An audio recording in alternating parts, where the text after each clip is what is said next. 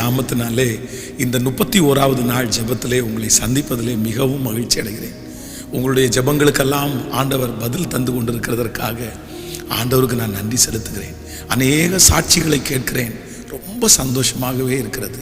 இன்னும் எத்தனை பேர் சாட்சி சொல்ல வேண்டும் என்று எதிர்பார்க்கிறீர்களோ அத்தனை பேரையும் நிச்சயம் ஆண்டவர் உங்களையும் சாட்சியாய் நிறுத்துவாராக.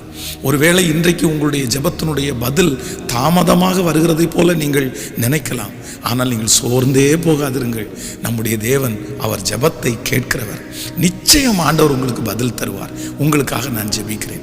இன்றைக்கு ஆண்டவருடைய வார்த்தைக்காக நான் எதிர்பார்த்த போது ஆண்டவர் ஒரு வார்த்தையை வைத்தார். யோபுவின் புஸ்தகம் 8ஆம் அதிகாரம் 21வது வசனம். யோபுவின் புஸ்தகம் 8ஆம் அதிகாரம் 21வது வசனம். இனி அவர் உம்முடைய வாயை நகைப்பினாலும் உம்முடைய உதடுகளை கம்பீரத்தினாலும் நிரப்புவார். இன்னொரு விஷயம் வாசிக்கிறேன்.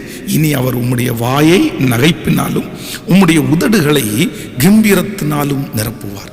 ஆண்டவருடைய பிள்ளைகளே, தேவனுடைய